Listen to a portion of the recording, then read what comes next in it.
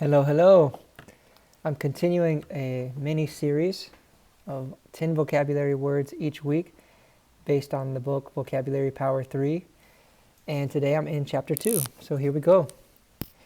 As I say the words, you can practice your pronunciation after I say the pronunciation, and also practice your spelling by writing down the words as I spell them to you. So here we go. First word.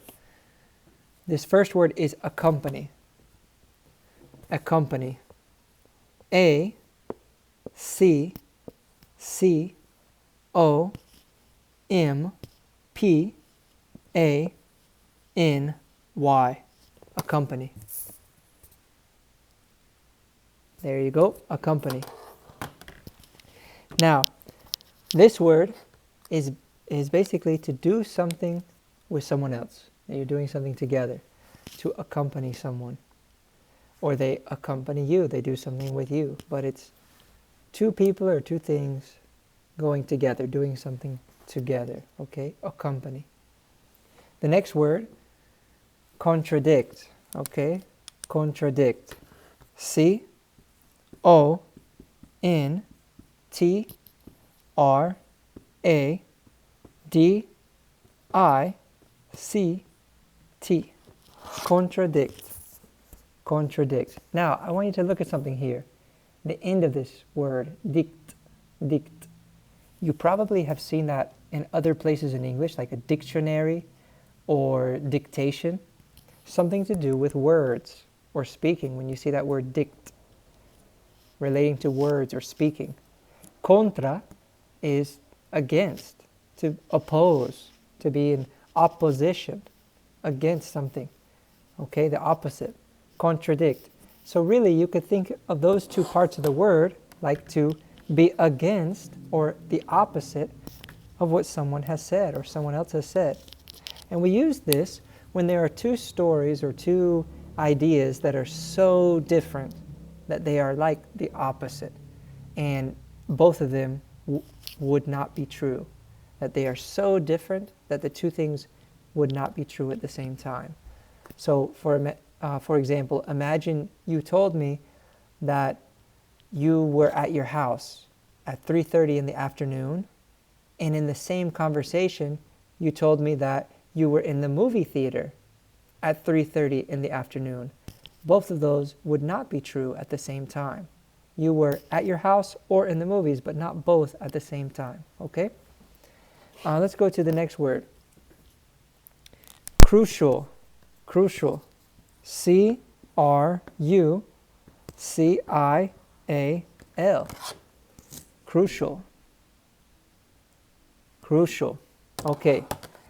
This is a word that we use to mean that something is very important. Some synonyms of crucial could be essential, fundamental, something that is absolutely important. Okay? So let's say when you want to make an omelet, traditionally, what would be crucial for an omelet, or essential, or fundamental? The eggs. You could change the other ingredients. The other ingredients can vary, but the crucial part of the omelet is the eggs. Unless maybe you're vegan and you want to use some fake eggs or something else. But for a traditional omelet, we would think, hey, we need eggs. That's crucial. All right, next word. Dynamic. Dynamic. D-Y-N-A-M-I-C.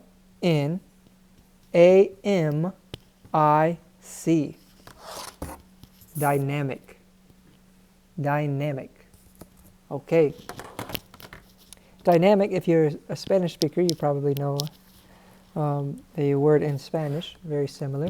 Dynamic. This basically is something that has a lot of energy, very, very lively, lots of how would you say, very active, dynamic. Or also something with lots of contrast. It's quiet, and then it's loud, and then it's quiet, and then loud. This is important in music. If you have the same sound for 3 minutes, it probably doesn't sound much like music to most people. But in music, you have parts that that change, and you have contrast, and you have some parts that are very soft, and some silence, and noise, and the way that all that works together, that dynamic, creates interest in the song as you're listening. Dynamic. Okay, some sort of contrast, but showing high energy, low energy, something active, something moving, something changing, dynamic.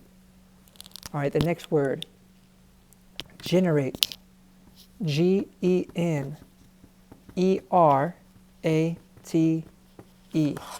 Generate. Generate. Now, this is a word that is like to produce something. Where does something come from? You probably have heard of a generator. If you have ever been without electricity and needed some temporary electricity, you've probably heard of that, a generator. It's something that produces energy, to create the energy. And we can use this word for many things. Imagine you have a business. You're creating products. How many products do you create? Do you produce? Do you generate at a time? Okay? To create or produce something. And the next word, initial. Initial. I-N-I-T-I-A-L. I-N-I-T-I-A-L. Initial. Initial. This basically means the first or the beginning of something. The initial of something. You see this with your letter, with your name. Sometimes you're asked to put your initials, which are just the first letters of your names. That's it. Just the first part. Okay, initial. Something that's first. If you have a new job, your first day is your initial day. Okay? Next word. Interpret. Interpret. I-N-T-E-R-P-R-E-T.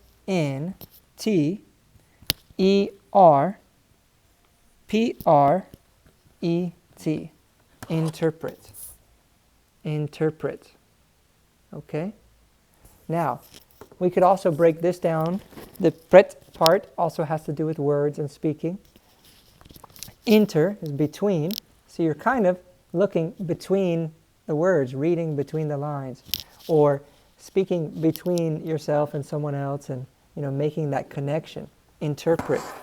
And you probably have seen this word related to translation. But it does not only have to be a translation from one language to another language. You could also interpret or translate the meaning in your own language. Imagine someone is communicating information as a doctor. The way that they communicate might be very different from the way that you communicate.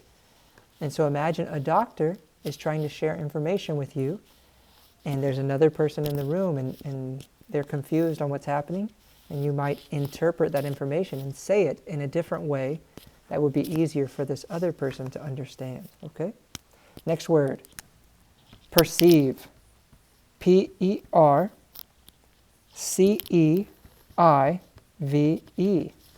Perceive. Perceive. Okay. The way that you perceive something is the way that you understand something. The way the information is coming into your body. We perceive the world with our senses, by sight, smell, taste, by hearing and listening, by touch, all right? All of those senses help us understand what's around us. It's the way that we perceive what's around us. And your perception might be different. The way you understand something might be different than the way someone else does it. That could be your perspective, your perception, okay? That would be the noun form. To perceive is to understand something, or to see something, to hear something, to have information coming into your senses from the world around you. Number 9, precise. P-R-E-C-I-S-E. Precise. Precise. This is a synonym of the word exact. It's precise. It's the exact amount that you need for something. Okay?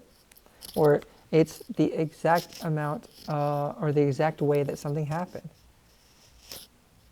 So if you're explaining a story to someone and you're being precise, you're only using the essential, crucial details to communicate exactly what happened.